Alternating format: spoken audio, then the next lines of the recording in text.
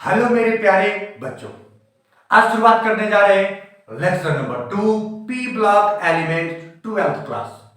ये mission tenacity चल रहा है। मिशन टेनासिटी में आपको पता है कि पूरा कंप्लीट कोर्स किया जाएगा। आज हम लोग चर्चा करेंगे फिजिकल प्रॉपर्टीज। लेक्चर नंबर 1 में हम लोग चर्चा किए थे पूरा P block element, introduction of P block element, मतलब पूरा पी ब्लॉक एलिमेंट को, अकरेंस ऑफ ग्रुप 15 एलिमेंट को हम लोग चर्चा कर चुके थे।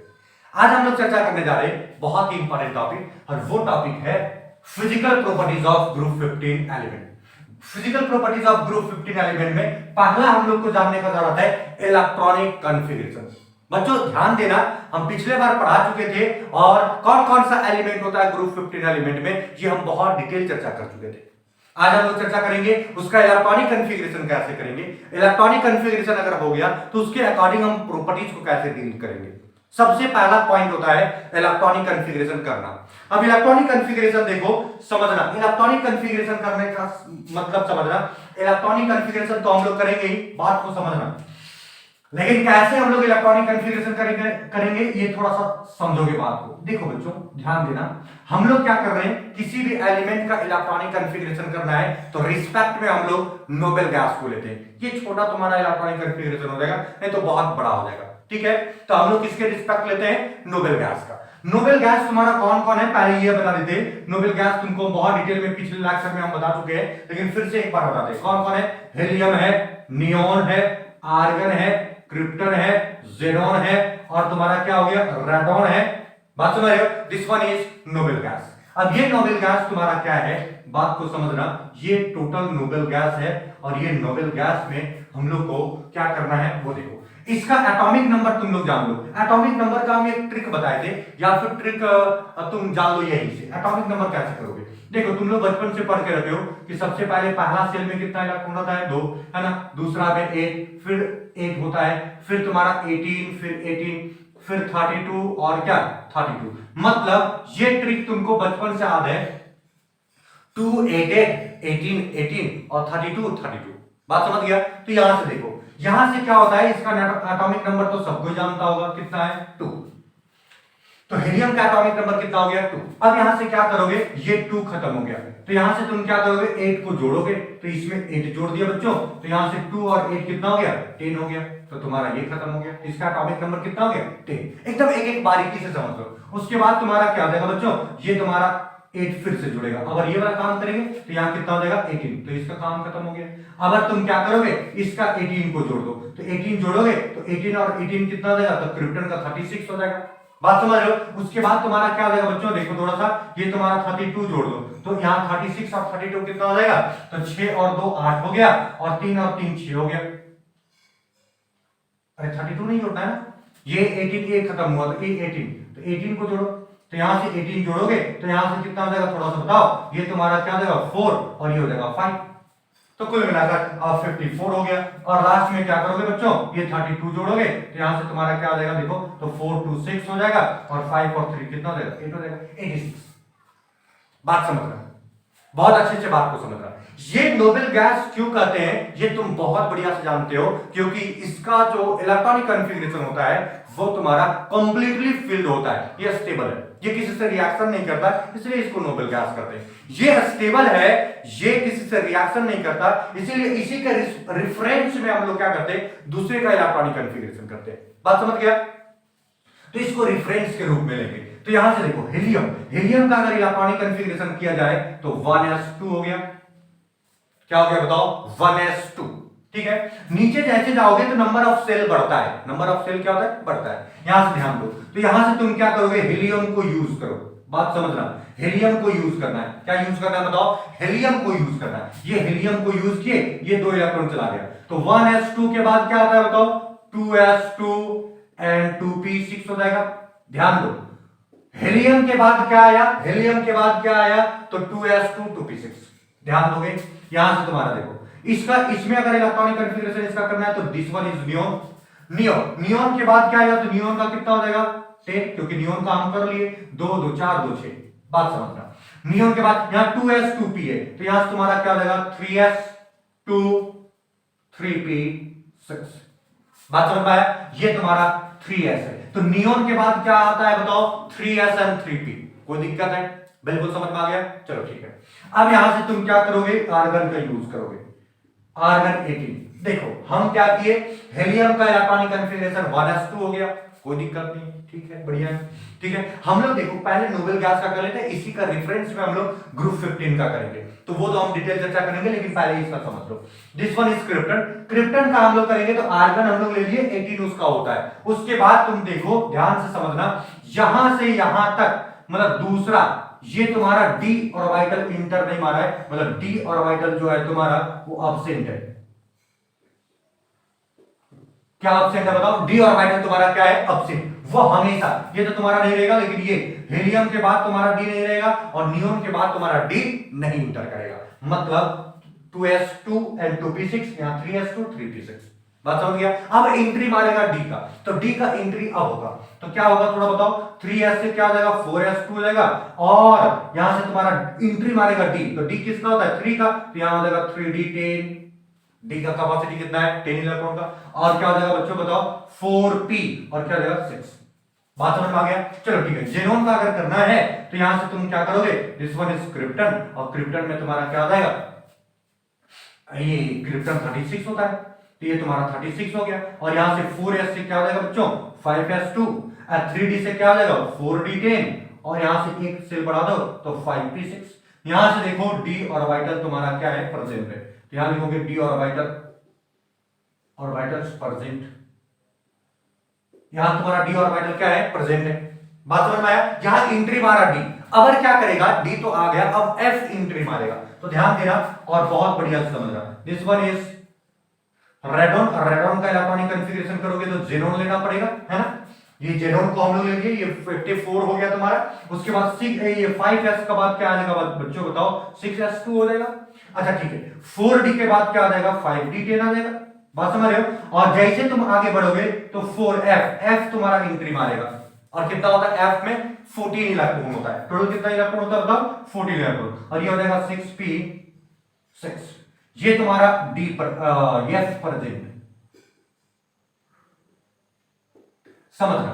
देखो ये सब में तो एफ नहीं था, यहां तुम्हारा देखो पी नहीं है, यहां तुम्हारा पी आया, यहां तुम्हारा डी आया, यहां एफ आया, ऐसे करके तुम दिमाग में रख सकते हो। तो हीलियम के बाद क्या आता है, 2s and 2p आता है, नियोन के बाद क्या आता है, 3s and 3p आता है, आर्गन के बाद क्या आता है, 4s 3d and 4p आता है। ये चीज तुमको दिमाग में रखना है हमेशा।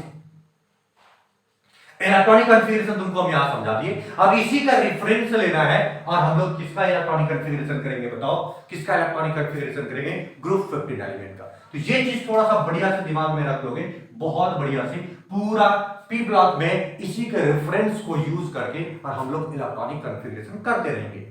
बात समझ में आया? तो चलो हम लोग ग्रुप 15, ये तो तुम्हारा ग्रुप 18 था, नोबेल गैसेस था, और नोबेल गैस का इलेक्ट्रॉनिक कॉन्फ़िगरेशन तुमको हम बता दिए कैसे यूज करेंगे, ठीक है, इसी का, क्योंकि ये स्टेबल है। देखो 2s2 इसी का यूज कर लिया, 2s2 1s2, तो फिर 2s2 और 2p6 हो गया।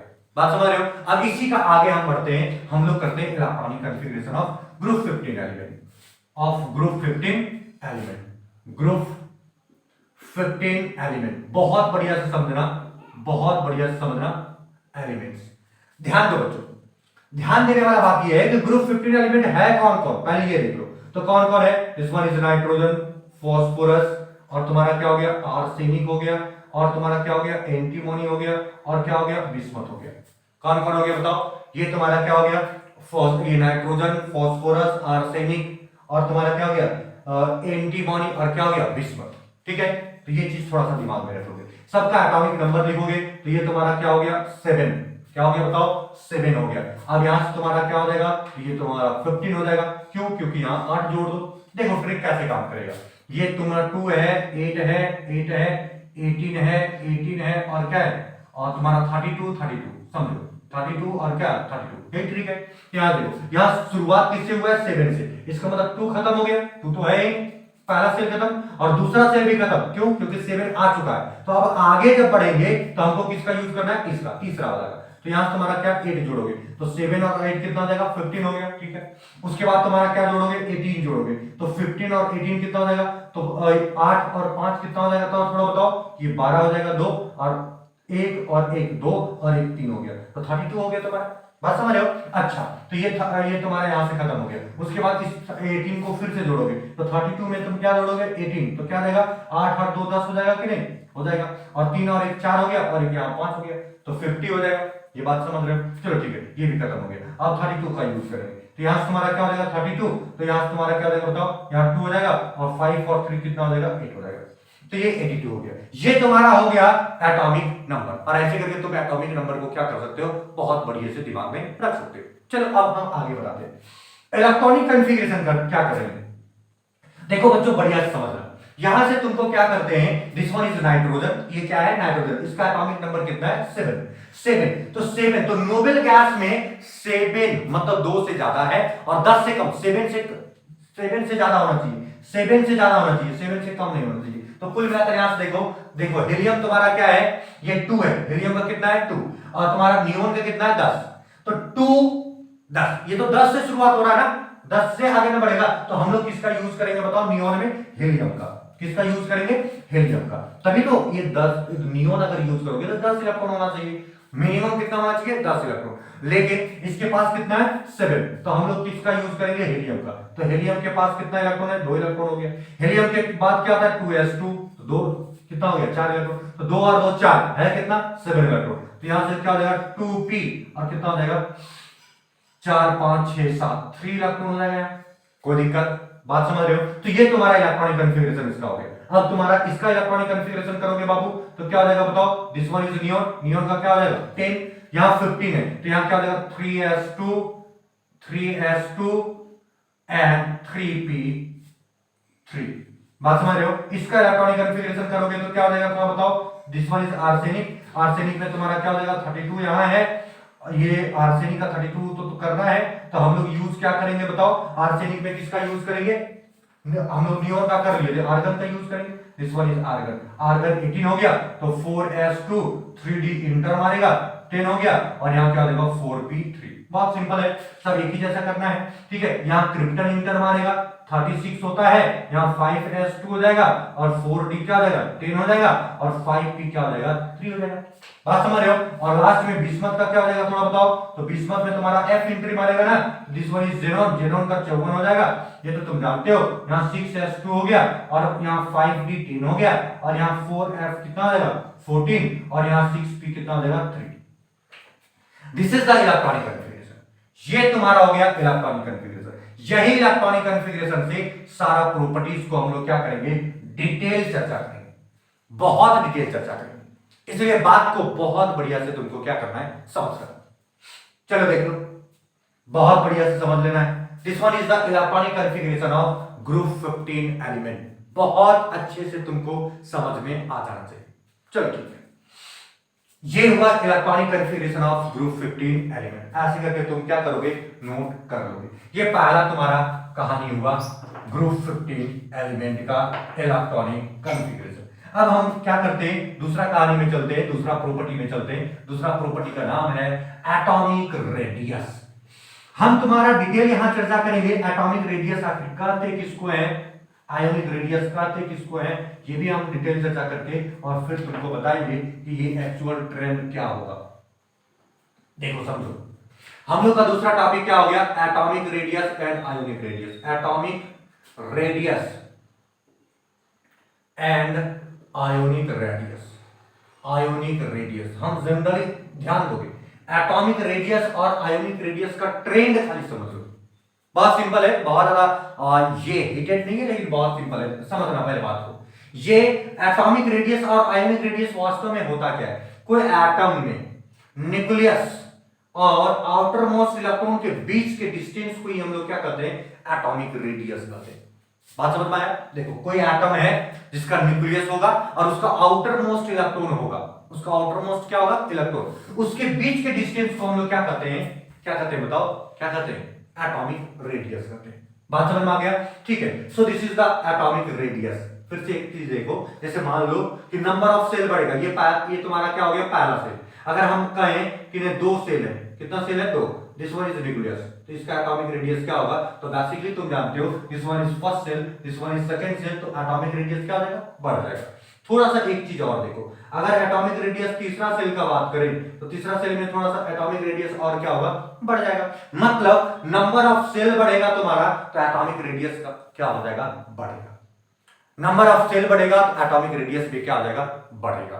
कोई दिक्कत, बात समझ में आ गया, क्लियर है कहानी, बहुत बढ़िया से समझ में आ रहा है। तो चलो देखो, ये थोड़ा सा बात को तुमको क्या करना है, समझ लेना है, ठीक है। अब यहां से थोड़ा सा कहानी चलते हैं। This one is ionic radius. Ionic radius कहने का मतलब कि जब कोई एटम आयन बन गया हो उसके बाद, जब कोई एटम आयन बन गया हो उसके बाद तुम्हारा एटॉमिक मतलब रेडियस निकाल के देखो कि उसका रेडियस कितना आ रहा है। तो आयन बन गया, उसके बाद जो रेडियस होगा किसका, न्यूक्लियस का बीच और आउटर मोस्ट इलेक्ट्रॉन के बीच, तो उसको हम लोग क्या बोलेंगे, उसको हम लोग क्या बोलेंगे, atomic ionic radius.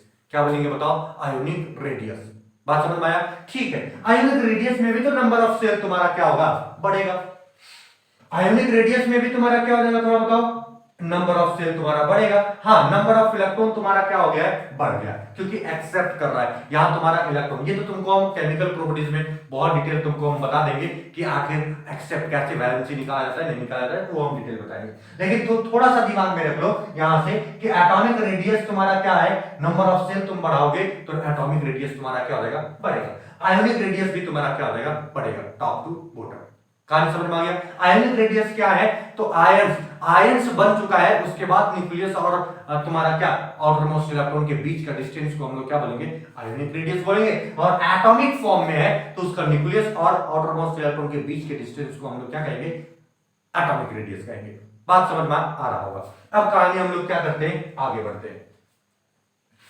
Atomic radius और आयोनिक रेडियस जब पता चल गया है तो हम लोग सिर्फ और सिर्फ ये देखेंगे, सिर्फ और सिर्फ ये देखेंगे कि यहां से समझो, ये तुम्हारा नाइट्रोजन है, ये फास्फोरस है, और ये तुम्हारा क्या हो गया, आर्सेनिक है, ये एंटीमोनी है, और ये बिस्मथ है। बात को समझना, बहुत बढ़िया से बात को समझना। इसका जो एटॉमिक रेडियस होगा, ये दूसरा सेल, यहां तुम्हारा क्या हो जाएगा, तीसरा सेल हो जाएगा, इसमें क्या हो जाएगा, चार गो सेल हो जाएगा। इसी तरह से नंबर ऑफ सेल क्या करेगा, बढ़ेगा। तो एटॉमिक रेडियस और आयोनिक रेडियस भी क्या होगा, atomic radius and ionic radius भी तुम्हारा क्या होगा, बताओ, एटॉमिक रेडियस और आयोनिक रेडियस भी तुम्हारा इसका क्या होगा, इस ग्रुप 15 एलिमेंट का दोनों इंक्रीज करेगा। तो हम कह सकते हैं, क्या कह सकते हैं कि atomic radius and ionic radius of group 15 element increases from top to bottom. बात समझ में आया, फिर से एक बार रिपीट कर दे, बाकी तुम लिख लोगे क्या, atomic radius and ionic radius of group 15 element increases from top to bottom. ऊपर से नीचे हम लोग जाते हैं तो एटॉमिक रेडियस तुम्हारा क्या हो जाता है, बढ़ जाता है। इसका सबसे बड़ा कारण क्या है, बढ़ जाने का कारण क्या है, इसलिए बढ़ जाता है क्योंकि इसका नंबर ऑफ सेल बढ़ जाता है। नंबर ऑफ सेल बढ़ने के कारण से एटॉमिक रेडियस और आयोनिक रेडियस बढ़ जाता है। कोई दिक्कत, बात समझ में आ गया। तो ये बहुत आसान सा टर्म है और ये बहुत आसान सा टर्म को तुम क्या कर सकते हो, लिख सकते हो। तो हम लोग यहां सिंपली क्या लिख देंगे कि atomic radius and ionic radius increases from top to bottom, from top to bottom. ऊपर से नीचे तुम्हारा क्या होगा, बढ़ेगा atomic radius due to increasing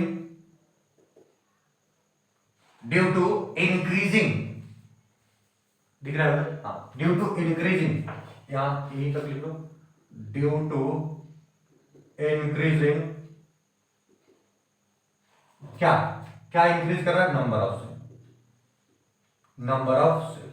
तो इस तरह से तुम क्या कर सकते हो, समझ सकते हो कि एटॉमिक रेडियस जो होगा वो तुम्हारा बढ़ जाता है टॉप टू बॉटम चलने से। इसलिए बढ़ता है क्योंकि नंबर ऑफ सेल तुम्हारा क्या हो जा रहा है, बढ़ जा रहा है। कहानी समझ में आ गया। तो ये था तुम्हारा एटॉमिक रेडियस और आयोनिक रेडियस का कहानी। अच्छा ठीक है, एटॉमिक रेडियस बढ़ेगा तो इसका साइज भी क्या हो जाएगा, बढ़ जाएगा। बात समझ रहे हो, एटम का साइज भी क्या हो जाएगा, बढ़ जाएगा, और न्यूक्लियस और आउटर मोस्ट इलेक्ट्रॉन का डिस्टेंस भी क्या हो जाएगा, बढ़ जाएगा। बात समझ रहे हो। तो कुल मिलाकर साइज जो डिपेंड करता है वो एटॉमिक रेडियस पर डिपेंड करता है, और एटॉमिक रेडियस बढ़ रहा है तो साइज भी इसका क्या होगा, बड़ा हो जाएगा। मतलब बढ़ेगा। बात समझा? तो सबसे साइज में अगर छोटा बोलो तो तुम्हारा कौन है? नाइट्रोजन, उसके बाद तुम्हारा फॉस्फोरस, उसके बाद तुम्हारा आर्सेनिक, और धीरे धीरे तुम्हारा क्या होते जाता है? बड़ा होते जाता है। कहानी समझ में आ गया? ठीक है, तो ये चीज थोड़ा सा दिमाग में तुमको क्या करना है? रख लेना है। इसको मिटा दे, मिटा दे, इसको मिटा दे। अच्छा ठीक है, इसको हम मिटा दे। बहुत बढ़िया से समझना बच्चों, बहुत बढ़िया से समझने का जरूरत है। ठीक है, ये तुम्हारा एटॉमिक रेडियस का कहानी हो गया। नेक्स्ट हम लोग तीसरा पॉइंट चलते हैं, और तीसरा पॉइंट हम लोग का है आयोनाइजेशन एंथैल्पी। आयोनाइजेशन एंथैल्पी, ध्यान दो, बहुत बढ़िया से ध्यान देना है। आयोनाइजेशन एंथैल्पी आखिर कहते किसको है? सबसे पहले ये जान लो, ठीक है, कि आयोनाइजेशन एंथैल्पी कहते किसको है? आयोनाइजेशन एंथैल्पी का मतलब होता है कि कोई एटम में कुछ अमाउंट ऑफ हीट डाल रहे हैं। This one is atom, this one is atom, ये दिस वन इज एटम। यहां हम लोग क्या कर रहे हैं? कुछ अमाउंट ऑफ हीट डाल रहे हैं। इससे क्या हो रहा है? उसका आउटर मोस्ट इलेक्ट्रॉन जो है, उसका आउटर मोस्ट इलेक्ट्रॉन जो है वो तुम्हारा क्या कर जा रहा है? बाहर कर जा रहा है। तो ये किस फॉर्म में आ जाएगा? पॉजिटिव फॉर्म में आ जाएगा ना। ये किस फॉर्म में? ये इलेक्ट्रॉन लूज किया मतलब पॉजिटिव फॉर्म में आ गया। तो ये तुम्हारा ऐसा करके, तो इस अमाउंट ऑफ हीट को ही हम लोग क्या कहते हैं बच्चों? इस अमाउंट ऑफ हीट को हम लोग क्या कहते हैं? Ionisation enthalpy. क्या कहते हैं बताओ? Ionisation enthalpy. बात समझ में आया? तो यहां से क्या बोलेंगे? यहां से क्या बोलेंगे? लैंग्वेज अगर लिखना हो तो क्या बोलेंगे बताओ? The amount of energy required, जरूरत जो पड़ता है, टू रिमूव, रिमूव मतलब भगाने के लिए। क्या भगाने के लिए? Outer most electron, most loosely, मतलब मोस्ट लूजली मतलब आउटर मोस्ट मतलब बहुत दूर होगा तो वो ज्यादा लूज होगा, तो most loosely outer most electron of an atom, मतलब gaseous atom, isolated gaseous atom कहने का मतलब हो गया कि सबसे पहले हीट करोगे वो आइसोलेटेड गैसियस फॉर्म में चला जाएगा, गैसियस फॉर्म से इलेक्ट्रॉन देने लायक हो जाएगा वो, उसको हम लोग बोलते हैं आइसोलेटेड गैसियस फॉर्म। कि इलेक्ट्रॉन देना शुरू, जिस फॉर्म से इलेक्ट्रॉन देना शुरू करेगा उसको बोलेंगे आइसोलेटेड गैसियस फॉर्म। बात समझ रहे हो? तो ये कहानी तुम थोड़ा सा दिमाग में रखना। तो क्या लिखोगे बताओ? The amount of energy, the amount of energy, है ना, required, the amount of energy required to remove outer most, most loosely, ऐसे लिख लो, most loosely outer most electron of an isolated gaseous atom. Isolated gaseous atom का मतलब समझ लो बच्चों, ये आइसोलेटेड गैसियस एटम कहने का मतलब एटम का वह अवस्था जिसमें इलेक्ट्रॉन देना शुरू कर दे, है ना, तो वो तुम्हारा आइसोलेटेड गैसियस एटम कहलाता है। तो इस तरह का एनर्जी को बोलते हैं, this amount of energy is known as ionization energy. This amount of energy is known as ionization energy या फिर ionization enthalpy। कोई दिक्कत? बात को समझ में आ गया? तो ये चीज थोड़ा सा दिमाग में रख लो और बहुत बढ़िया से समझ लेना है। हम लोग आयोनाइजेशन एंथैल्पी को समझे कि आयोनाइजेशन एंथैल्पी है क्या, कि कोई भी एटम है उसमें कुछ अमाउंट ऑफ एनर्जी रिक्वायर्ड होगा और उस एनर्जी हम लोग देंगे, प्रोवाइड जिसे करेंगे, वो मोस्ट लूजली इलेक्ट्रॉन क्या करेगा? रिमूव कर देगा। तो उस अमाउंट ऑफ एनर्जी को हम क्या कर देते हैं? आयोनाइजेशन एंथैल्पी कर देते हैं। अब आयोनाइजेशन एंथैल्पी तो कर दिए, थोड़ा सा और बात अगर जानोगे ना बच्चों तो थोड़ा सा समझना। और आयोनाइजेशन एंथैल्पी तुमको समझ में आ गया होगा, ये तुम्हारा आयोनाइजेशन एंथैल्पी है। थोड़ा सा और समझना, जैसे मान लो दिस वन इज एटम, अगर मान लो ये सॉलिड फॉर्म में है तो इसको सबसे पहले हीट करेंगे। बात समझना, तो हीट करेंगे तो अभी तक हीट किए, लेकिन ये अब क्या हो गया? बात समझना, ये तुम्हारा कौन सा फॉर्म में आ गया? गैसियस फॉर्म में। कौन आ गया बताओ? गैसियस फॉर्म में। मतलब अब इलेक्ट्रॉन देना शुरू करेगा, तो वो मिनिमम अमाउंट ऑफ एनर्जी, ध्यान देना, वो मिनिमम अमाउंट ऑफ एनर्जी जो अब इलेक्ट्रॉन दिला दे, इलेक्ट्रॉन दिला दे, यहां प्लस हो गया और ये तुम्हारा क्या हो गया? माइनस। सो ये तुम्हारा क्या आ गया? बात को समझो, this one is ionization energy. इसको हम लोग क्या बोलते हैं बताओ? आयोनाइजेशन एनर्जी बोलते हैं, आयोनाइजेशन एंथैल्पी बोलते हैं। कहानी समझ लेना, ये तुम जान गया।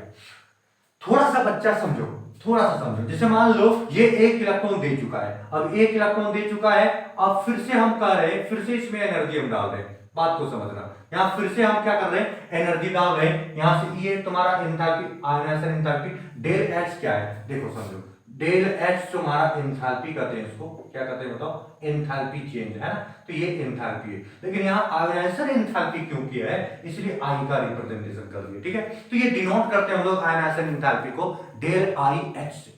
बात समझ में आ गया, ये बेस में तुम्हारा आई है, ठीक है। तो ये अगर यदि ये मान लो कि ये पहला आयोनाइजेशन एनर्जी हुआ, ये कितना आयोनाइजेशन एनर्जी हुआ, पहला, और ये पहला आयोनाइजेशन एनर्जी मतलब कुछ अमाउंट ऑफ एनर्जी दिए, तो इलेक्ट्रॉन तुम्हारा क्या हो गया, 12। अब यहां से देखो ये इलेक्ट्रॉन एक दे चुका है, फिर से हम लोग क्या कर रहे हैं, कुछ अमाउंट ऑफ एनर्जी दे रहे हैं, तो ये बेचारा क्या कर रहा है, ये तुम्हारा यहां से देखो ये ए है, ए को दिमाग में रखना। अब यहां से तुम्हारा ए मतलब कोई भी एलिमेंट होगा, तो अब 2 इलेक्ट्रॉन हो जाएगा इसका, एक इलेक्ट्रॉन तो पहले दे चुका था, एक इलेक्ट्रॉन और दे दिया, ये बेचारा एकदम हालत खराब है इसका। अब क्या करेगा, मान लो कि हम पगलाए गए हैं, ये 2 इलेक्ट्रॉन दे चुका है, फिर से एक इलेक्ट्रॉन और करेगी, नहीं भैया तुम एक इलेक्ट्रॉन और दो, ठीक है। तो यहाँ स्टेप 3 हो जाएगा, और ये तुम्हारा क्या हो जाएगा बच्चा, ये तुम्हारा हो जाएगा ए, और यहाँ हो जाएगा 3+, और ये गैसियस स्टेट में रहेगा, और ये तुम्हारा क्या हो गया, इलेक्ट्रॉन। ध्यान देने वाला बात ये है बच्चों, समझना, इसका जो एंथैल्पी हम डाले सो, इसका जो एंथैल्पी हम डाले सो, और इसका जो एंथैल्पी डाले सो, अगर पूछा जाएगा कि ये तीनों में से सबसे ज्यादा एनर्जी किसमें डाले, तो ये तो ऑटोमेटिक क्लियर है कि तीसरा वाला में क्या डाले, ज्यादा डाले। क्यों, क्योंकि इसमें थोड़ा सा डाले 1 इलेक्ट्रॉन दिया, थोड़ा और डाले 2 इलेक्ट्रॉन दिया, थोड़ा और डाले तब 3 इलेक्ट्रॉन दिया। तो कुल मिलाकर तुम्हारा आयोनाइजेशन एंथैल्पी जो होगा वो थर्ड स्टेप का ऑलवेज ग्रेटर देन रहेगा ionisation enthalpy of second stage and ionization enthalpy of first stage. कोई दिक्कत, बात समझ में आ गया। ये तुमको हम डिटेल बताने का प्रयास किए, क्या आयोनाइजेशन एंथैल्पी। अब ग्रुप 15 एलिमेंट में आखिर आयोनाइजेशन एंथैल्पी का क्या रोल है और होता क्या है, ये थोड़ा समझना, बहुत बढ़िया से समझना, बहुत बढ़िया से समझना। देखो आयोनाइजेशन एंथैल्पी का मतलब, आयोनाइजेशन एंथैल्पी का मतलब कि आउटर मोस्ट इलेक्ट्रॉन को समझना, बात को समझो। आयोनाइजेशन एंथैल्पी का मतलब आउटर मोस्ट इलेक्ट्रॉन जितना जल्दी भाग जाए, तो आउटर मोस्ट इलेक्ट्रॉन को भगाने के लिए जितना अमाउंट ऑफ एनर्जी हम ले रहे हैं उसी को आयोनाइजेशन एंथैल्पी करें। बात समझो, इसका मतलब ये हुआ कि जितना जल्दी भाग जाएगा उतना कम अमाउंट ऑफ एनर्जी हमको लगेगा। जितना जल्दी इलेक्ट्रॉन भाग जाएगा बच्चों, समझना, जितना जल्दी इलेक्ट्रॉन भाग जाएगा उतना हमको क्या लगेगा, कम अमाउंट ऑफ एनर्जी लगेगा। बात समझ रहे हो, बात समझ में आ रहा है, अरे बात समझ रहे हो, थोड़ा सा देख लेते हैं।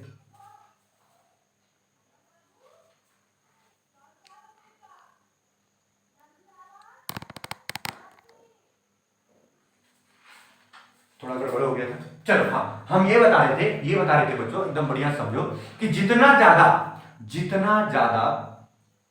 दूर रहेगा, जितना ज्यादा दूर रहेगा उतना ज्यादा तुम्हारा क्या होगा, अट्रैक्शन फोर्स कम रहेगा, और जितना ज्यादा अट्रैक्शन फोर्स कम रहेगा उतना जल्दी भाग जाएगा। मतलब हम ये बता रहे थे कि अगर यदि वो भाग गया तो हमको अमाउंट ऑफ एनर्जी क्या लगेगा, कम।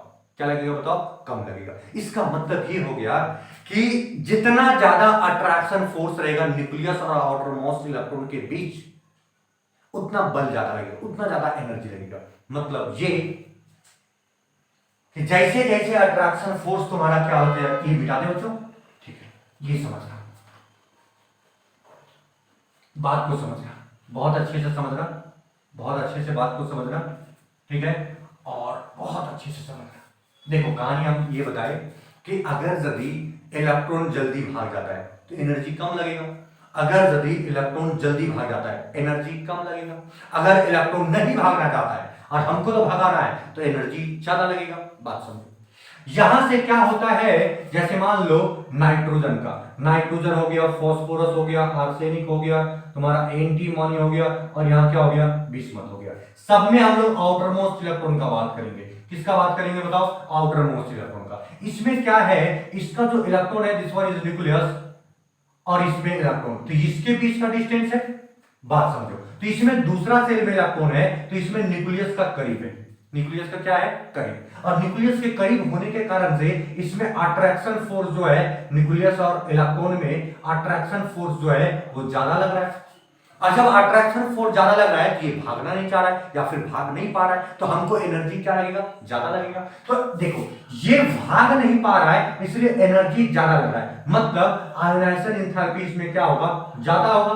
क्यों होगा ज्यादा? इसलिए क्योंकि वो न्यूक्लियस के करीब है और न्यूक्लियस उसको मतलब न्यूक्लियस और इलेक्ट्रॉन के बीच अट्रैक्शन फोर्स बहुत ज्यादा है, जिसके कारण से इसको भगाने के लिए ज्यादा अमाउंट ऑफ एनर्जी डालना पड़ रहा है। बात समझ रहे हो बच्चों? चलो ठीक है। तो कुल मिलाकर इसका आयोनाइजेशन एंथैल्पी क्या होगा? ज्यादा होगा। अगर हम साइज थोड़ा सा बड़ा कर दे और तीसरा सेल नंबर आ गया, ठीक है, जैसे साइज बढ़ा तो यहां से थोड़ा सा समझो बच्चों, इसका दूरी बढ़ गया और दूरी बढ़ने से तुम्हारा क्या हो गया? इसका और इसके बीच अट्रैक्शन फोर्स क्या हो गया? कम हो गया।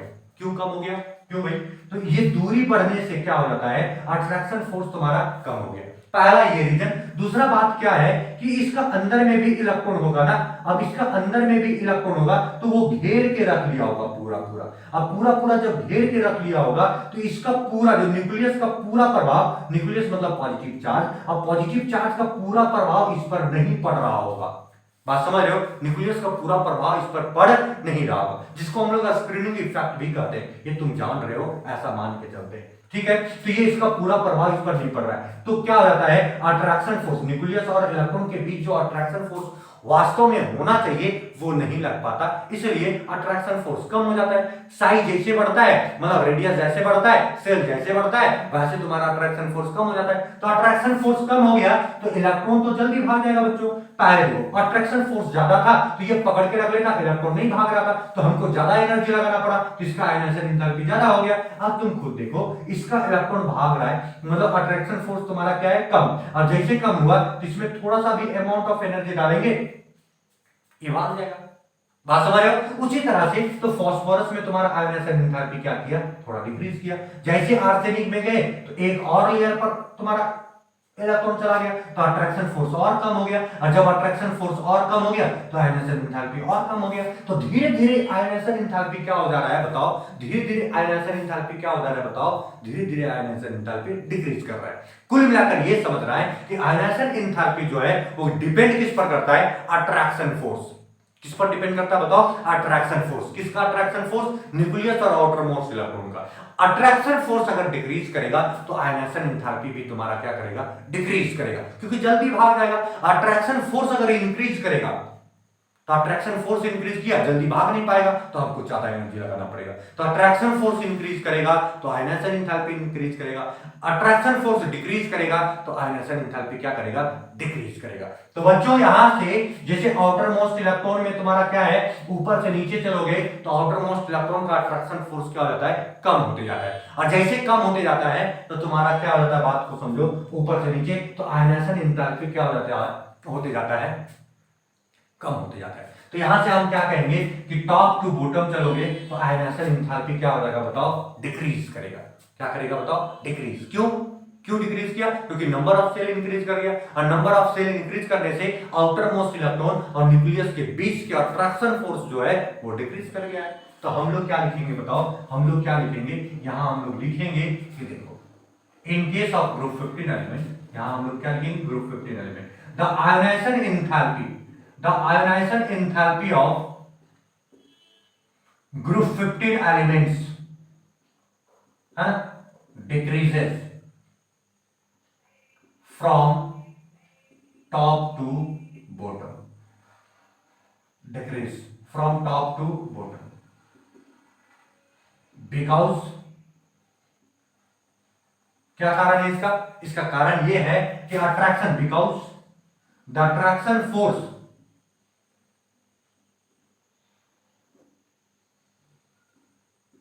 because the attraction force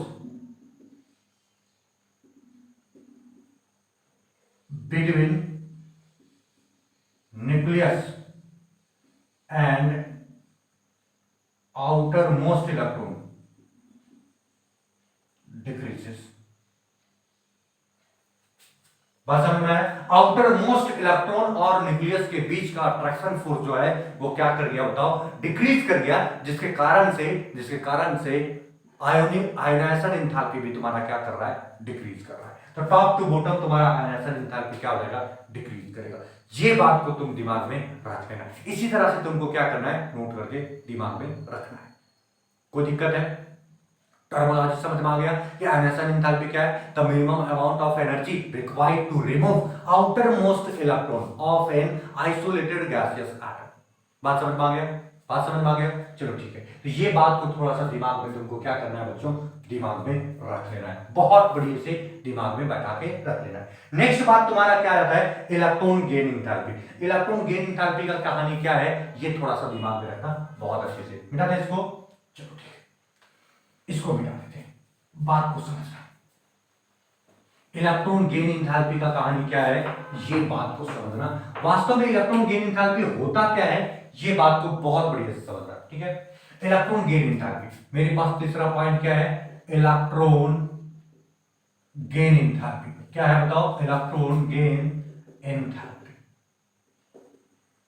ये तुम्हारा हो गया electron gain enthalpy. Electron gain enthalpy का मतलब क्या है, पहले समझो, बहुत अच्छे से समझो। दिस वन इज एटम, इसमें इलेक्ट्रॉन एक जोड़ रहे हैं, इलेक्ट्रॉन क्या कर रहे हैं, एक जोड़ रहे हैं। तो जोड़ रहे हैं तो ये क्या करता है, जुड़ता है। This one is atom A, मान लो ए है, तो ये जुड़ा, तो इस पर कौन सा चार्ज हो गया, नेगेटिव चार्ज। तो ये जैसे बात समझो, क्योंकि इलेक्ट्रॉन लिया ना, तो ये लिया, इसलिए इस पर कौन सा चार्ज हो गया, नेगेटिव चार्ज। तो इलेक्ट्रॉन जोड़ने के बाद जितना अमाउंट ऑफ एनर्जी रिलीज करेगा, एनर्जी क्या करेगा, रिलीज करेगा। क्या करेगा बताओ, रिलीज करेगा। जितना अमाउंट ऑफ एनर्जी क्या करेगा, रिलीज करेगा, उस अमाउंट ऑफ एनर्जी को हम क्या बोलेंगे, जितना अमाउंट ऑफ एनर्जी रिलीज करेगा, मतलब इधर तुम्हारा एनर्जी निकलेगा, बाहर निकलेगा, ठीक है। इसी अमाउंट ऑफ एनर्जी को हम क्या कहते हैं, इलेक्ट्रॉन गेन एंथैल्पी। इसको हम लोग क्या कहते हैं बताओ, इलेक्ट्रॉन गेन एंथैल्पी। फिर से एक बात समझो, कोई एटम है, उसमें इलेक्ट्रॉन जोड़ रहे हैं, कोई एटम है जिसमें इलेक्ट्रॉन जोड़ रहे हैं। इलेक्ट्रॉन जोड़ने के बाद जितना अमाउंट ऑफ एनर्जी रिलीज करेगा, रिलीज, बार बार हम एक ही चीज बोल रहे हैं, रिलीज करेगा, उसको हम क्या बोलेंगे, इलेक्ट्रॉन गेन एंथैल्पी। समझ में आया बात, बिल्कुल क्लियर है। तो इलेक्ट्रॉन गेन एंथैल्पी क्या है बच्चों, बहुत सिंपल सा चीज है। इलेक्ट्रॉन गेन एंथैल्पी क्या है, कोई एटम में इलेक्ट्रॉन ऐड करने के बाद जितना अमाउंट ऑफ एनर्जी रिलीज करेगा, उसको हम लोग क्या कहेंगे, इलेक्ट्रॉन गेन एंथैल्पी कहेंगे। बात समझ में आ गया? तो ये चीज थोड़ा सा बात को दिमाग में तुमको क्या करना है, रख लेना है, ठीक है। तो हम यहां क्या बोलेंगे, the amount of energy release, the amount of energy release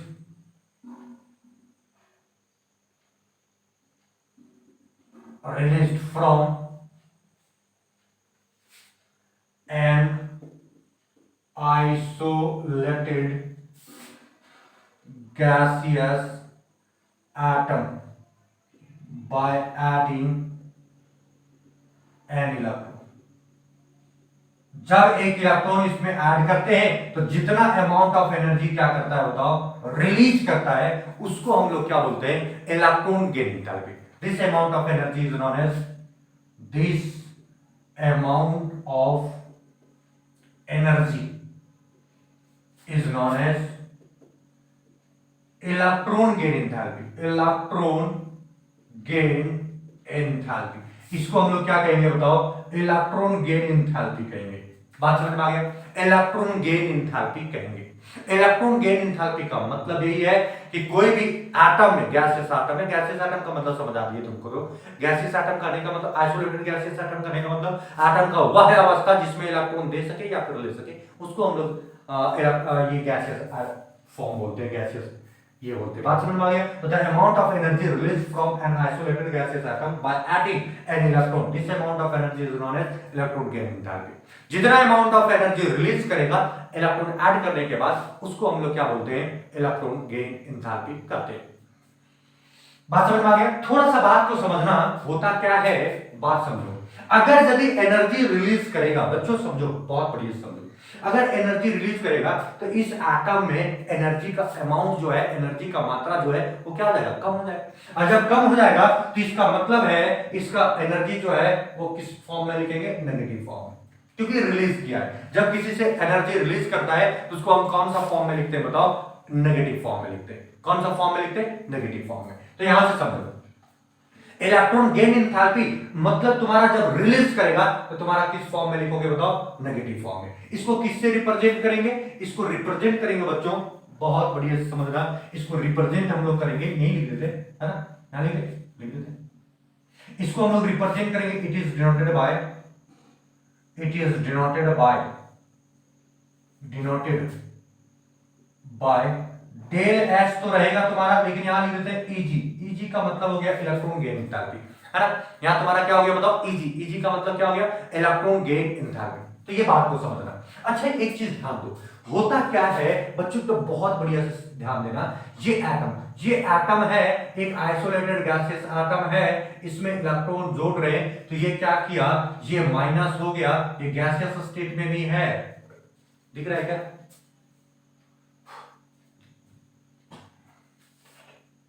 उधर दिख रहा है। चलो ठीक है, तो यहां से तुम्हारा ये गैसियस एटम में है, ये एनर्जी रिलीज किया, ये एनर्जी क्या किया, रिलीज किया, ये एनर्जी तुम्हारा क्या किया, रिलीज किया। बात को समझो बच्चों, बात को समझो। जैसे अगर यदि एक इलेक्ट्रॉन अब इसमें और ऐड करना चाहते हैं, ऐड, अब इसका ये इलेक्ट्रॉन ले चुका है, फिर से ऐड करना चाह रहे हैं, तो इसमें जैसे ऐड करना चाहते हैं फिर से जब दोबारा, तो ये तुम्हारा क्या करता है, एनर्जी रिलीज नहीं करता है बच्चों। बात को समझो, एनर्जी रिलीज नहीं करता है, इसमें बात समझना है कि एनर्जी रिलीज नहीं करता है। थोड़ा सा देख लेते, दिख रहा है कि नहीं, दिख रहा है। चलो ठीक है, तो यहां से समझो बच्चों, बात को समझना, बहुत बढ़िया से बात को समझना। ये तुम्हारा क्या हो गया, नेगेटिव, और ये तुम्हारा क्या हो गया, इलेक्ट्रॉन फिर से फर्दर ऐड कर रहे हो, तो एनर्जी रिलीज नहीं करता है। देखो एनर्जी इसलिए रिलीज किया था क्योंकि इसको जरूरत था। जिसको इलेक्ट्रॉन का जरूरत रहता है ना बच्चों, जिसको इलेक्ट्रॉन का जरूरत है, तो वो एनर्जी खपत करके भी इलेक्ट्रॉन लेना चाहता है। जैसे एग्जांपल में बताएं कि अगर तुमको भूख भूख लगा हुआ है, तुमको भोजन का जरूरत है, तो तुम पैसा खर्च करके और तुम भोजन लोगे, लेकिन तुमको भूख ही नहीं लगा है, अब कोई जबरदस्ती तुमको खाना देगा, पैसा दोगे उसको? बिल्कुल नहीं दोगे ना, नहीं देना चाहोगे। अरे भैया भूख लगा ही नहीं है, जबरदस्ती खाना खिला रहा है, वैसे भी पेट फटने वाला है मेरा, और जबरदस्ती खाना खिला रहा है, और पैसा देंगे उसको? पैसा नहीं दोगे। इसका मतलब हो गया कि देखो बात को समझना, इसको भूख अगर लगा है, बात समझो, और इलेक्ट्रॉन लिया, तो इसमें नेगेटिव तो एनर्जी देगा, मतलब पैसा खर्च करेगा, ठीक है। लेकिन भूख लगा ही नहीं है, पेट भरा हुआ है मेरा, फिर भी तुम हमको खाना दे रहे हो, तो हम पैसा नहीं देंगे भैया, मतलब एनर्जी वो देगा नहीं, तुमको खुद ही उल्टा उसको पैसा देना पड़ेगा। समझा कि नहीं, कि तुम मेरा खत्म कर दो। खुद मिलाकर यहां से समझो, यहां से बात को समझना बच्चों, ठीक है। ये तुम्हारा इसका पेट भरा हुआ है, इलेक्ट्रॉन फिर से ऐड करोगे, तो ये एनर्जी अब देगा नहीं, एनर्जी रिक्वायर्ड करेगा, लेगा, रिक्वायर्ड करेगा। तो स्टेप 1 में जो तुम्हारा था इलेक्ट्रॉन गेन एंथैल्पी, स्टेप 1 में वो एनर्जी दे रहा था, लेकिन स्टेप 2 जो तुम्हारा हो गया इलेक्ट्रॉन गेन एंथैल्पी, वो एनर्जी क्या करने लगा, लेने लगा। जब एनर्जी लेता है तो इस तरह का इलेक्ट्रॉन गेन एंथैल्पी को हम लोग किससे रिप्रेजेंट करते हैं, पॉजिटिव से, और जब इलेक्ट्रॉन मतलब ये तुम्हारा जब एनर्जी देता है तो इसको किससे रिप्रेजेंट करते हैं, नेगेटिव से। तो इलेक्ट्रॉन गेन एंथैल्पी का जो वैल्यू होता है बच्चों, बहुत बढ़िया से समझना, इलेक्ट्रॉन गेन एंथैल्पी का जो वैल्यू होता है वो दो रूप में हम लोग को पढ़ेंगे, हम लोग पढ़ेंगे। एक तुम्हारा क्या नेगेटिव फॉर्म में, और एक तुम्हारा क्या पॉजिटिव फॉर्म में। अगर नेगेटिव फॉर्म तुम्हारा नेगेटिव वैल्यू बढ़ रहा है, इसका मतलब कि उसका खाने का कैपेसिटी बढ़ रहा है ना, इलेक्ट्रॉन लेने का कैपेसिटी बढ़ रहा है। बात समझो, अगर नेगेटिव वैल्यू बढ़ेगा, इसका मतलब ये हो गया बच्चों कि उसका इलेक्ट्रॉन लेने का कैपेसिटी बढ़ गया, इसीलिए तो वो पैसा ज्यादा खर्च कर रहा है, मतलब एनर्जी ज्यादा दे रहा है। नेगेटिव वैल्यू का मतलब देना, एनर्जी दे रहा है वो, ठीक है। बात समझा, कौन, कोई भी एटम, हम इलेक्ट्रॉन दे रहे हैं, वो एनर्जी दे रहा है, इसका मतलब कि एनर्जी नेगेटिव फॉर्म में लिखाएगा। Electron gain enthalpy negative form में है, इसका मतलब है कि हम उसको इलेक्ट्रॉन दिए, वो हमको क्या दिया, एनर्जी दिया। बात समझो। लेकिन अगर यदि हम पॉजिटिव फॉर्म में, मतलब electron gain enthalpy positive form में है, इसका मतलब हुआ कि हम उसको इलेक्ट्रॉन भी दिए और एनर्जी भी हम ही दिए। समझ में आया बात समझ में आया? क्यों दिए? क्योंकि उसको मन नहीं था इलेक्ट्रॉन लेने का, इलेक्ट्रॉन लेने का मन नहीं था, हम जबरदस्ती इलेक्ट्रॉन दे दिए, तो इलेक्ट्रॉन तो देवे किए, एनर्जी भी दे दी, इसलिए पॉजिटिव वैल्यू। तो पॉजिटिव वैल्यू बढ़ेगा, मतलब इलेक्ट्रॉन लेने का क्षमता जो है वो कम होगा, इलेक्ट्रॉन लेने का कैपेसिटी जो है वो कम हो जाएगा। बात समझ में आया? लेकिन नेगेटिव वैल्यू बढ़ेगा, इसका मतलब हो गया इलेक्ट्रॉन लेने का कैपेसिटी क्या हो जाएगा, ज्यादा हो जाएगा। कहानी समझ में आ रहा है? बिल्कुल समझ में आ रहा है। तो ये चीज थोड़ा सा दिमाग में रखना, यहां बहुत डिटेल चर्चा तो तुम्हारा तो बता ही दी, लेकिन डिटेल चर्चा तो तुम्हारा हम जब सिर्फ टॉपिक उठाएंगे इलेक्ट्रॉन गेन एंथैल्पी, तब हम तुमको बताएंगे, लेकिन यहां तुमको ऐसे दिमाग में रख लेना है, ठीक है। तो एक नेगेटिव वैल्यू हो गया, और एक तुम्हारा क्या हो गया, पॉजिटिव वैल्यू। देखो ये चीज भी ध्यान देना, और बहुत बढ़िया से ध्यान देना। इसको मिटा दे बच्चों, ठीक है, मिटा दे रहे हैं। बहुत बढ़िया से ध्यान देना, यहां से समझना, बात को बहुत अच्छे से समझना। होता क्या है बच्चों, होता क्या है कि इलेक्ट्रॉन गेन एंथैल्पी किस पर डिपेंड करता है, यहां तुम्हारा किस पर डिपेंड कर रहा है, अट्रैक्शन फोर्स पर, कि हमको लेने का मन है कि नहीं है। बात समझा, जिसका अट्रैक्शन फोर्स क्या होगा, ज्यादा होगा, उसको इलेक्ट्रॉन लेने का मन ज्यादा करेगा। जिसमें अट्रैक्शन फोर्स कम होगा, इसका मतलब क्या होगा, उसका इलेक्ट्रॉन लेने का मन कम करेगा। तो यहां से देखा क्या जाता है, ये नाइट्रोजन है, फास्फोरस है, आर्सेनिक है, एंटीमोनी है, और क्या है, बिस्मथ। समझना बच्चों, समझना, बहुत बढ़िया से समझना। ये तुम्हारा नाइट्रोजन, फास्फोरस, आर्सेनिक, एंटीमोनी और क्या हो गया, बिस्मथ। होता क्या है कि इसका अट्रैक्शन फोर्स क्या है, ज्यादा। क्यों, क्योंकि इसका साइज छोटा है, तो आउटर मोस्ट इलेक्ट्रॉन और तुम्हारा न्यूक्लियस के बीच का डिस्टेंस कम है, इसलिए अट्रैक्शन फोर्स ज्यादा है। और अट्रैक्शन फोर्स ज्यादा है, और इसमें तुम्हारा बाहरी सेल में इलेक्ट्रॉन कितना है, तो तुम्हारा 5 इलेक्ट्रॉन है, तो टोटल 8 इलेक्ट्रॉन होना चाहिए, 5 इलेक्ट्रॉन है, ज्यादा कंजस्टेड एरिया भी नहीं है, इसलिए इलेक्ट्रॉन आसानी से ले लेता है। तो जितना आसानी से इलेक्ट्रॉन लेगा उतना ज्यादा एनर्जी दे देगा, तो जितना ज्यादा एनर्जी दे देगा उतना ज्यादा नेगेटिव वैल्यू हो जाएगा तुम्हारा इलेक्ट्रॉन गेन एंथैल्पी का। बात समझ रहे हो, तो नेगेटिव वैल्यू तुम्हारा इसका होगा, इसका वैल्यू तुम्हारा नेगेटिव वैल्यू होगा, लेकिन सबसे ज्यादा किसका होगा, नाइट्रोजन का, क्योंकि फास्फोरस में जैसे चलोगे बच्चों तो इसका अट्रैक्शन फोर्स क्या हो जाता है, कम, और जैसे अट्रैक्शन फोर्स कम हो जाता है इलेक्ट्रॉन लेना ही नहीं चाहेगा। तो इलेक्ट्रॉन लेने का मतलब लेगा तो जरूर, लेकिन इलेक्ट्रॉन बहुत थोड़ा सा अट्रैक्शन फोर्स कम हुआ, तो इसका लेने का कैपेसिटी क्या हो गया, कम हो गया। और जब लेने का कैपेसिटी तुम्हारा क्या हो गया, कम हो गया, मन तुम्हारा कम हो गया, तो इलेक्ट्रॉन गेन एंथैल्पी का नेगेटिव वैल्यू क्या हो जाएगा, कम हो जाएगा, क्योंकि वो देगा नहीं उतना एनर्जी। धीरे धीरे क्या होता है बच्चों, ऊपर से नीचे अट्रैक्शन फोर्स घटता चला जाता है, और यही कारण है धीरे धीरे नेगेटिव वैल्यू जो इलेक्ट्रॉन गेन एंथैल्पी का है वो डिक्रीज कर जाता है। तो हम लोग क्या लिखेंगे, the negative value of electron gain enthalpy. हम तुमको समझाए नेगेटिव वैल्यू के कब बोलेंगे, पॉजिटिव वैल्यू कब बोलेंगे, चलना पॉजिटिव वैल्यू को भी हम सिखाएंगे, बात को समझ। The negative value of electron gain enthalpy decreases from top to bottom, top to bottom. कारण क्या है, बिकॉज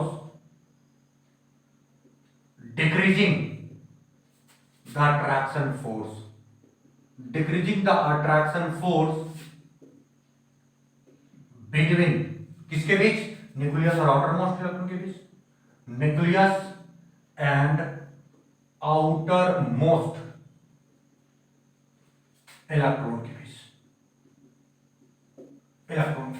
बात समझो, क्या लिखे, the negative value of electron gain enthalpy decreases. Negative value तुम्हारा क्या करेगा बच्चों, डिक्रीज करेगा। नेगेटिव वैल्यू का मतलब एनर्जी उतना नहीं देगा। क्यों नहीं देगा एनर्जी, क्योंकि अट्रैक्शन नहीं है। अट्रैक्शन नहीं है तो उतना मन नहीं कर रहा उसको इलेक्ट्रॉन लेने का, तो उतना मन नहीं कर रहा है तो उतना पैसा खर्च नहीं करेगा, पैसा देगा नहीं, मतलब एनर्जी देगा नहीं। समझ रहे हो, from top to bottom decreases, from top to bottom, because decreasing the attraction force between nucleus and outer most electron. तो आउटर मोस्ट इलेक्ट्रॉन और न्यूक्लियस के बीच अट्रैक्शन फोर्स कम है, तो बाहरी इलेक्ट्रॉन को छेद कहां से लेगा, लेना थोड़ा कम कर देगा। तो ऊपर से नीचे तुम्हारा क्या हो जाएगा बच्चों, ऊपर से नीचे तुम्हारा क्या हो जाएगा, इलेक्ट्रॉन गेन एंथैल्पी का नेगेटिव वैल्यू डिक्रीज करेगा। बात समझ में आ गया, क्लियर है, बिल्कुल समझ में आ रहा है। तो ये तुम्हारा कहानी हो गया इलेक्ट्रॉन गेन एंथैल्पी का वैल्यू ग्रुप 15 एलिमेंट का। समझ में आया, तो टॉप टू बॉटम तुम्हारा क्या करेगा, डिक्रीज करेगा। तो ऐसे टॉप टू बॉटम ऐसे खींच लो, ऐसे खींच लो और लिख लो decreasing order of negative value of electron gain enthalpy. समझ में आ गया बात। तो ये चीज थोड़ा सा दिमाग में तुमको क्या करना है, बहुत बढ़िया से दिमाग में रखना है, ठीक है, बिल्कुल समझ में आ गया, बिल्कुल समझ में आ गया। ये तुम्हारा है इलेक्ट्रॉन गेन एंथैल्पी का कहानी। अब हम लोग चलते हैं नेक्स्ट बात, जिसका नाम है इलेक्ट्रोनेगेटिविटी। क्या बात है बताओ, इलेक्ट्रोनेगेटिविटी। तो ये फोटो थोड़ा सा छाप लो और बढ़िया से समझ लेना बच्चों, बहुत इंपॉर्टेंट बात है। उसके बाद हम लोग चलेंगे क्या, इलेक्ट्रोनेगेटिविटी, और इलेक्ट्रोनेगेटिविटी में समझेंगे और डिफरेंसेस भी जानेंगे इलेक्ट्रॉन गेन एंथैल्पी और इलेक्ट्रोनेगेटिविटी में क्या अंतर है, ये भी हम तुमको बताने की कोशिश करेंगे। जल्दी छाप लो, चलिए आगे बढ़े। चलो तो ठीक है, हम मिटा दे रहे हैं। इलेक्ट्रोनेगेटिविटी को समझना बहुत बढ़िया से समझना, इलेक्ट्रोनेगेटिविटी को समझना। इलेक्ट्रोनेगेटिविटी है क्या, इलेक्ट्रोनेगेटिविटी क्या है और उसका क्या मतलब होता है।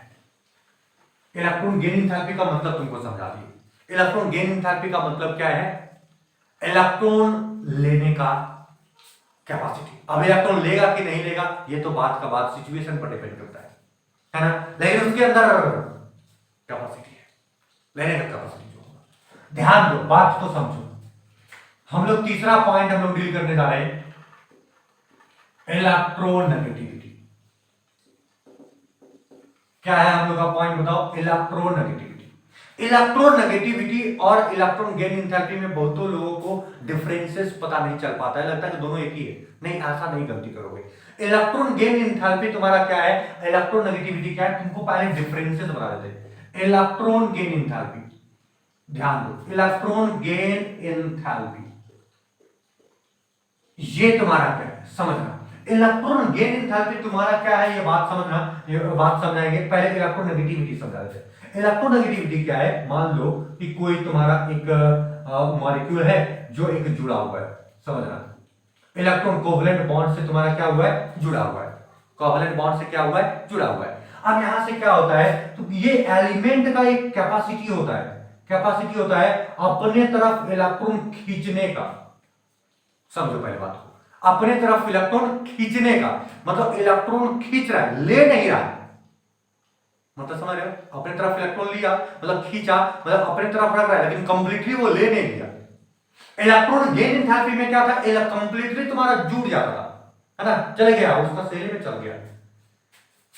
इसमें तुम्हारा क्या है, बात को समझो, इसमें तुम्हारा क्या है, इलेक्ट्रॉन एकदम जुड़ ही जाता भैया, हम जुड़ ही जाएंगे और तब एनर्जी देता है, उस अमाउंट ऑफ एनर्जी को इलेक्ट्रॉन गेन एंथैल्पी करे। ये जुड़ रहा है और इसमें तुम्हारा कंप्लीट ट्रांसफर नहीं हो जा रहा है इलेक्ट्रॉन। इलेक्ट्रोनेगेटिविटी का मतलब हुआ उसका खींचने का कैपेसिटी, खींच रहा है और इसमें खींचा, जुड़ गया। खींचने का कैपेसिटी क्या है, खींचने का कैपेसिटी इलेक्ट्रोनेगेटिविटी, और खींचा गया पूरा तो इलेक्ट्रॉन गेन एंथैल्पी। समझ गया, बस इतना दिमाग में रखना। सो यहां से हम लोग क्या बोलेंगे कि एक ऐसा एलिमेंट जिसका इलेक्ट्रॉन खींचने का कैपेसिटी अपनी तरफ ज्यादा है उसको हम लोग क्या बोलेंगे, इलेक्ट्रोनेगेटिविटी बोलेंगे। मतलब the capacity of an element है ना, to attract bonded electron pair, bonded electron pair, bonded electron pair towards itself, towards itself। अपने तरफ इलेक्ट्रॉन, बॉन्डेड इलेक्ट्रॉन पेयर, ये दोनों पेयर इलेक्ट्रॉन जो है ना वो खींचने का कैपेसिटी इधर क्या है, ज्यादा, उसको electronegative. This is known as electronegativity, this is known as electronegativity. मतलब या तो बोल सकते हो this capacity of element is known as electronegativity. इसको हम क्या कहेंगे बताओ, इलेक्ट्रोनेगेटिविटी कहेंगे। बात समझ में आ गया, बिल्कुल क्लियर हो गया। ये चीज थोड़ा सा दिमाग में रखना, the capacity of an element to attract bonded electron pair towards itself is known as electronegativity. This is known as electronegativity.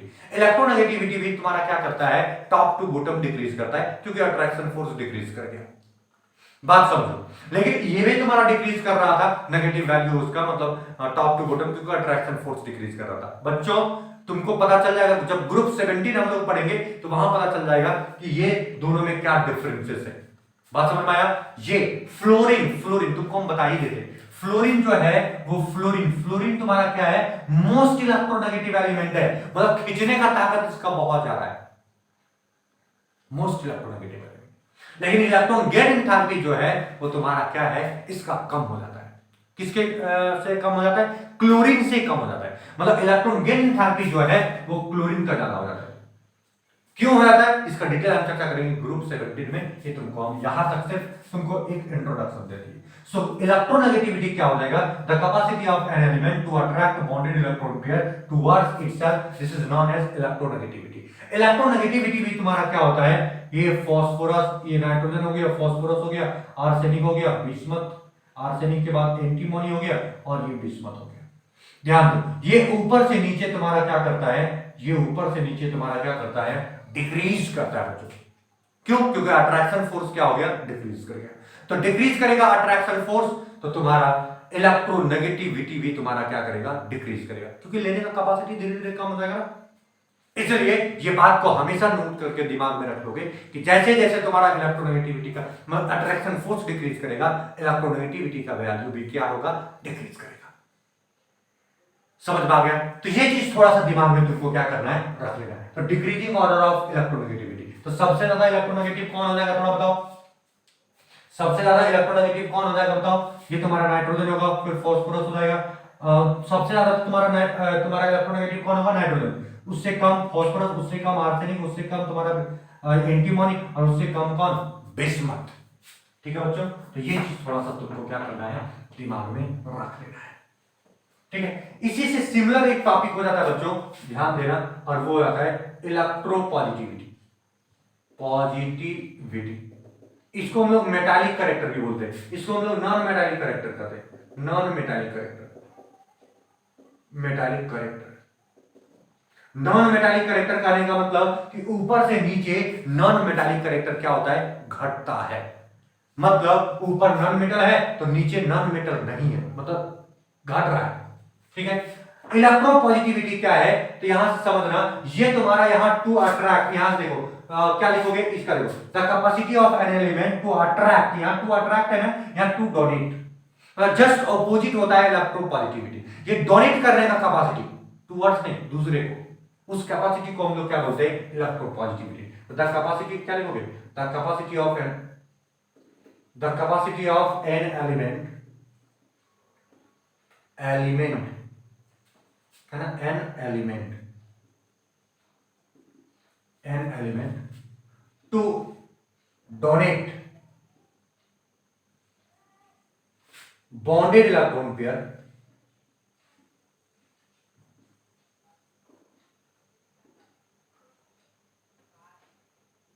To donate bonded electron pair to other atom, to other atom. ठीक है, this is known as electropositivity. बात को समझो, अब यहां से समझना, इसी से हम समझाने की कोशिश करते हैं। तो इलेक्ट्रोनेगेटिविटी बताए, इलेक्ट्रोपॉजिटिविटी क्या हो गया? डोनेशन करने का कैपेसिटी क्या हो जाएगा? बढ़ जाएगा। इलेक्ट्रोनेगेटिविटी में क्या था? बॉन्डेड इलेक्ट्रॉन पेयर को खींचने का कैपेसिटी बढ़ रहा था, इसमें तुम्हारा क्या है? खींचने का नहीं, डोनेट करने का कैपेसिटी बढ़ेगा। देखो इस खींच रहा है तो ये तुम्हारा धीरे धीरे तुम्हारा इलेक्ट्रोनेगेटिविटी डिक्रीज कर रहा है, तो यहां से तुम्हारा क्या हो जाएगा? धीरे धीरे इलेक्ट्रोपॉजिटिविटी का वैल्यू तुम्हारा क्या हो जाएगा? बढ़ जाएगा। क्यों? क्योंकि ऊपर से नीचे खींचने का कैपेसिटी घट रहा है बाबू, तो देने का कैपेसिटी, डोनेट करने का कैपेसिटी क्या हो जाएगा? बढ़ते चला जाएगा। और इसलिए तुम्हारा मेटालिक कैरेक्टर भी क्या हो जाता है? बढ़ जाता है। मेटालिक कैरेक्टर कहने का मतलब इलेक्ट्रोपॉजिटिविटी को हम लोग क्या बोल देते हैं? मेटालिक कैरेक्टर बोल देते हैं। क्या बोल देते हैं? Metallic character. पॉजिटिविटी मतलब इलेक्ट्रॉन डोनेट करने का कैपेसिटी, और इलेक्ट्रॉन डोनेट करने का कैपेसिटी को हम लोग क्या कहते हैं? Metallic character. सो समझना, तो ऊपर से नीचे अगर चलोगे हम लोग ग्रुप 15 एलिमेंट में, तो मेटालिक कैरेक्टर क्या होगा? बढ़ेगा। मेटालिक कैरेक्टर क्या होगा? बढ़ेगा। मतलब डोनेट करने का कैपेसिटी क्या हो जाएगा? बढ़ेगा। और इसका सबसे बड़ा कारण क्या है डोनेट करने का कैपेसिटी बढ़ेगा? अट्रैक्शन फोर्स कम हो रहा है। तो अट्रैक्शन फोर्स कम हो रहा है, धीरे धीरे धीरे नीचे आओगे तो अट्रैक्शन फोर्स बहुत कम हो जाएगा, तो बाहरी इलेक्ट्रॉन ऑटोमेटिक चला जाएगा, उसको भेजने का जरूरत ही नहीं है। बात समझ रहे हो? तो इस तरह से इलेक्ट्रोपॉजिटिविटी का वैल्यू तुम्हारा क्या हो जाएगा? टॉप टू बॉटम बढ़ेगा। बात समझ में आ गया? तो ये चीज थोड़ा सा दिमाग में तुमको क्या करना है? रख लेना है। इस तरह से तुमको क्या करना है? दिमाग में रख लेना है। तो बच्चों ये तुमको समझ में आ रहा होगा इलेक्ट्रोपॉजिटिविटी का मतलब और इलेक्ट्रोनेगेटिविटी का मतलब। इलेक्ट्रोनेगेटिविटी टॉप टू बॉटम क्या हो जाएगा? घटेगा। लेकिन इलेक्ट्रोपॉजिटिविटी क्या हो जाएगा? टॉप टू बॉटम क्या होगा? बढ़ेगा। हम दोनों को मिटा रहे हैं और बढ़िया से समझ रहे हैं, इसको भी मिटा दिए। इसको फिर से हम एक बात लिख रहे हैं, देखो ध्यान से, ये नाइट्रोजन है, ये फास्फोरस है, ये आर्सेनिक है, ये एंटीमोनी है और ये क्या है, बिस्मुथ। बच्चों समझो, ये इधर से ये तुम्हारा इलेक्ट्रोनेगेटिविटी है, नेगेटिविटी ये क्या कर रहा है, डिक्रीज कर रहा है। इधर इलेक्ट्रो पॉजिटिविटी क्या कर रहा है बच्चों, इलेक्ट्रो पॉजिटिविटी इंक्रीज कर रहा है। क्या कर रहा है बताओ, इंक्रीज कर रहा है। तो इलेक्ट्रोनेगेटिविटी तुम्हारा क्या कर रहा है, डिक्रीज कर रहा है, और इलेक्ट्रो पॉजिटिविटी तुम्हारा क्या कर रहा है, इंक्रीज कर रहा है। बात समझ में आ गया? थोड़ा सा दिमाग में रखना। जानते हो बच्चों, ये दोनों नॉन मेटल के जैसा बिहेव करता है, यही कारण से non metallic character, non metal, ये तुम्हारा क्या हो गया, नॉन मेटल। और जानते हो बच्चों, जैसे नीचे आते हैं ये दोनों तुम्हारा क्या है, सेमी मेटल के जैसा बिहेव करने लगता है, क्योंकि मेटालिक करेक्टर बढ़ रहा है तो धीरे धीरे तुम्हारा मेटल की ओर जा रहा है, तो सेमी मेटल। और ये लास्ट में जो तुम्हारा बच जाता है वो तुम्हारा क्या होता है, डायरेक्टली मेटालिक करेक्टर हो जाता है, मतलब मेटल जैसा बिहेव करने लगता है। तो बिस्मथ तुम्हारा क्या हो गया, मेटल, और आर्सेनिक और एंटीमोनी तुम्हारा क्या हो गया, सेमी मेटल, जिसको मेटालॉइड भी कहा जाता है। और नाइट्रोजन और फास्फोरस तुम्हारा क्या हो गया, नॉन मेटल। क्यों? क्योंकि मेटालिक कैरेक्टर तुम्हारा क्या हो रहा है, बढ़ रहा है, और नॉन मेटालिक कैरेक्टर तुम्हारा क्या हो रहा है, घट रहा है। ये चीज तुमको थोड़ा सा दिमाग में तुमको क्या करना है, रख लेना है। बात समझ में आया? तो ये तुम्हारा क्या हो गया, नाइट्रोजन और फास्फोरस तुम्हारा क्या हो गया, नॉन मेटल हो गया। आर्सेनिक और एंटीमोनी तुम्हारा क्या हो गया, सेमी मेटल हो गया। और बिस्मथ तुम्हारा क्या हो गया बच्चों, मेटल हो गया। क्या हो गया, मेटल हो गया। तो ये इस तरह से तुमको क्या करना है, दिमाग में रख लेना है। आगे बढ़ जाए, छोटा सा पॉइंट और बच गया बच्चों। ये तुम्हारा मतलब यहां से मेन तुम्हारा जो प्रॉपर्टी होता है, वो तुम्हारा प्रॉपर्टी जो होता है वो होता है वही atomic radius, electron gain enthalpy, ionization energy, electronegativity और इलेक्ट्रोपॉजिटिविटी। बात समझ रहे हो? अगर यदि हम बात करें बॉइलिंग पॉइंट और मेल्टिंग पॉइंट का, तो थोड़ा सा डिस्टिंग्विश बात को समझना, मिटा दे इसको। नेक्स्ट प्रॉपर्टी हम थोड़ा सा बताते हैं बच्चों, ध्यान देना और बहुत अच्छे से ध्यान देना, ठीक है, बहुत अच्छे से। हम बात कर रहे हैं किसका, बॉइलिंग एंड मेल्टिंग पॉइंट का। बॉइलिंग पॉइंट समझ लो भाई, बॉइलिंग पॉइंट क्या है, बॉइलिंग पॉइंट क्या है? बॉइलिंग पॉइंट का मतलब होता है बच्चों कि जब कोई लिक्विड किसी खास टेम्परेचर पर बॉइल कर जाए। क्या कर जाए बताओ, बॉइल कर जाए, मतलब एक ऐसा टेम्परेचर जिस पर कोई लिक्विड क्या कर जाए, बॉइल कर जाए, उसको हम क्या बोलते हैं, बॉइलिंग टेम्परेचर। समझ में आया बात? नहीं समझा?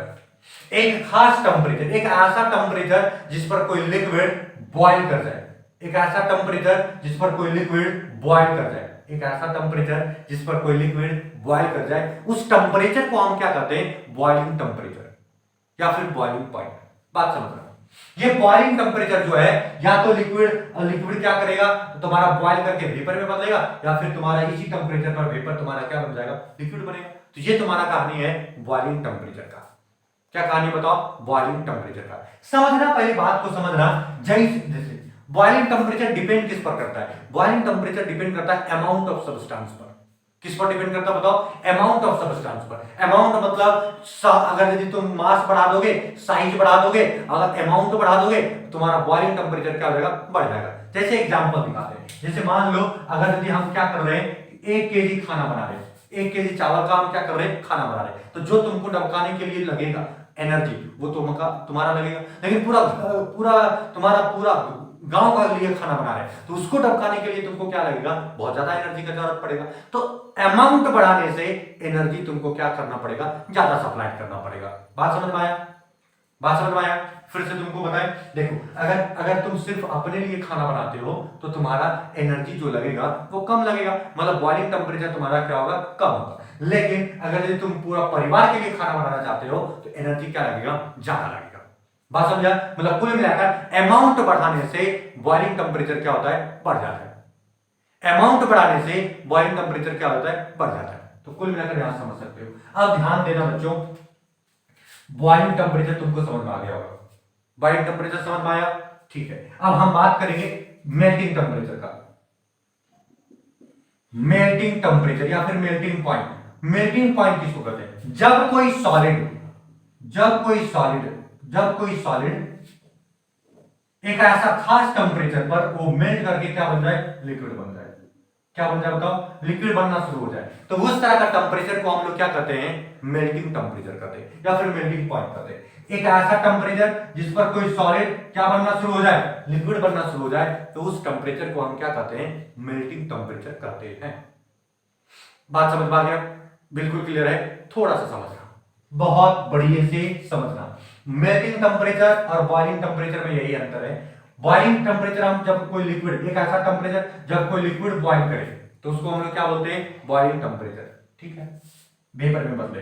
मेल्टिंग टेम्परेचर किसको बोलते हैं? एक ऐसा टेम्परेचर जब कोई सॉलिड लिक्विड में बदलना शुरू कर दे तो उसको हम लोग क्या बोल देते हैं बताओ? मेल्टिंग टेम्परेचर बोल देते हैं। तो ये मेल्टिंग टेम्परेचर और बॉइलिंग टेम्परेचर जो है वो ग्रुप 15 एलिमेंट के लिए क्या होगा, ये थोड़ा ध्यान देना। ये तुम्हारा नाइट्रोजन है, ये तुम्हारा क्या है बताओ? नाइट्रोजन। फास्फोरस हो गया तुम्हारा, ध्यान देना, ये नाइट्रोजन हो गया, फास्फोरस हो गया, आर्सेनिक हो गया, बिस्मथ हो गया, ओहो, एंटीमोनी हो गया, और ये तुम्हारा क्या हो गया बताओ? बिस्मथ।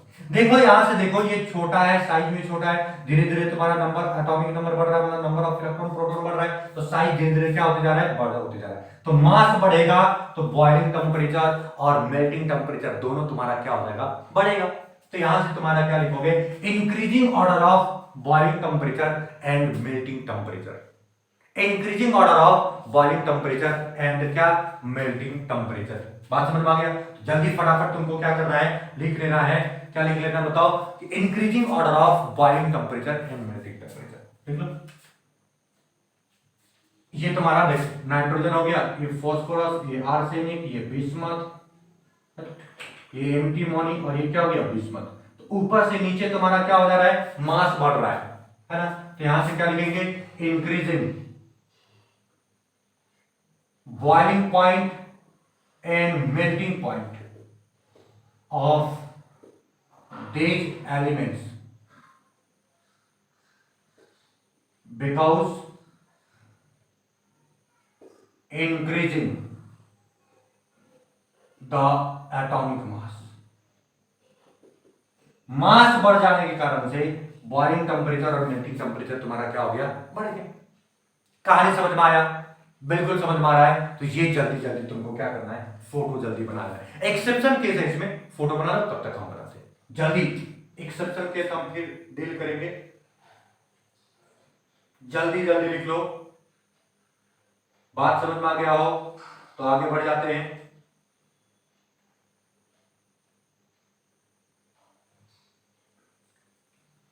समझ में आ गया?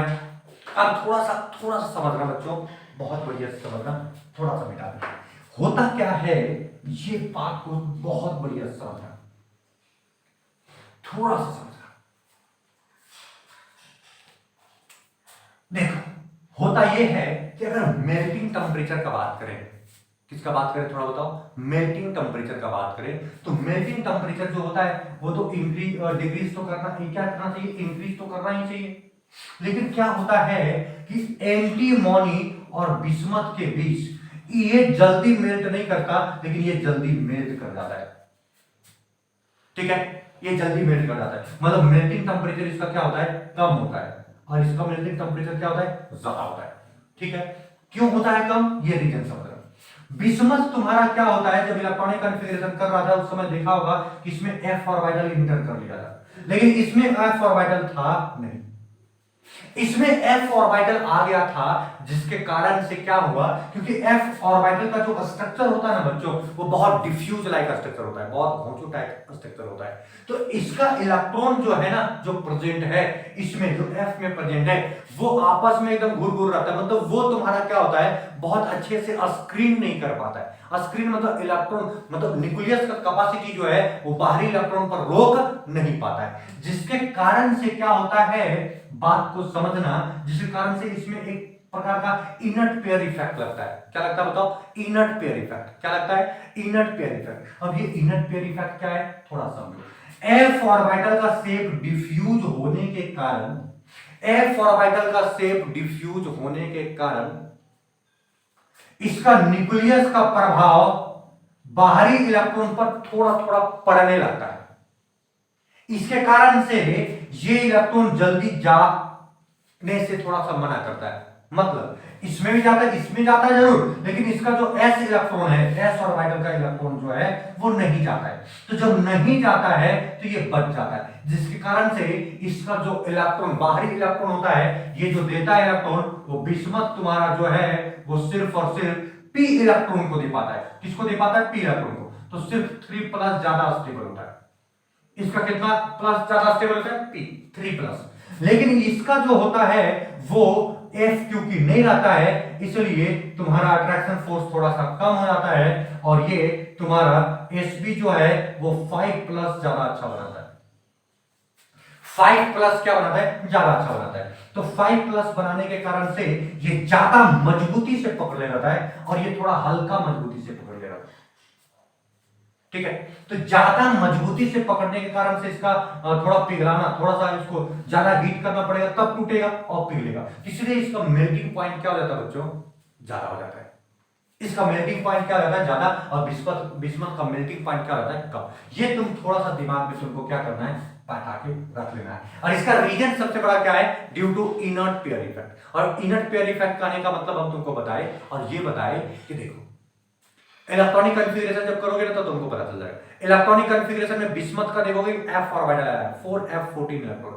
f ऑर्बिटल का शेप डिफ्यूज होता है, बहुत घोंचू लाइक स्ट्रक्चर होता है, और घोंचू लाइक स्ट्रक्चर होने के कारण से उसका इलेक्ट्रॉन जो है ना वो न्यूक्लियस का पूरा पूरा प्रभाव को रोक नहीं पाता है, क्योंकि वो बिजी हो जाता है इधर उधर घूमने में। तो न्यूक्लियस का पूरा प्रभाव आउटर मोस्ट इलेक्ट्रॉन में पड़ने से रोक नहीं पाता है। तो रोक नहीं पाया, जिसके कारण से न्यूक्लियस का प्रभाव कहां पड़ गया? बाहरी इलेक्ट्रॉन पर पड़ गया। तो s वाला जो इलेक्ट्रॉन था ना 4s, मतलब जो भी 6s इलेक्ट्रॉन, वो तुम्हारा अट्रैक्ट हो जाता है किससे? न्यूक्लियस से। और p वाला जो इलेक्ट्रॉन है वो तुम्हारा बाहर निकल जाता है। तुमको हम करके दिखाई देते हैं। देखो अगर इसका करोगे तो ये तुम्हारा बिस्मथ का कितना हो जाएगा थोड़ा बताओ? ये तुम्हारा जेनॉन हो जाएगा। जेनॉन का कितना हो जाएगा? 7। और फिर क्या हो जाएगा? 6s2, और यहाँ क्या हो जाएगा? 5d10, अरे होगा। और यहाँ क्या हो जाएगा? 4f14, और यहाँ क्या हो जाएगा? 6p3। देखो ध्यान से, होता क्या है कि ये 4f, ये f ऑर्बिटल होने के कारण से इसका शेप बहुत डिफ्यूज होता है। इसमें 3 इलेक्ट्रॉन है, बात समझो। इसका अगर यदि हम करें तो यहां से क्या हो जाएगा? This one is krypton, krypton का 36, यहाँ 5s2 और 4d10, और यहाँ 5p क्या हो गया? 3। बात समझो, बात को समझना बच्चों, बात को समझना। यहां देखो f ऑर्बिटल नहीं है, जिसके कारण से ये जो ऑर्बिटल जो अपना इलेक्ट्रॉन है ना वो पूरा पूरा क्या करता है? स्क्रीन कर लेता है। तो स्क्रीन कर लेता है मतलब ये 4d इनर इलेक्ट्रॉन, तो स्क्रीन कर लेता है, तो ये क्या होता है? बात को समझना, ये 4d पूरा इनर ये कर लेता है,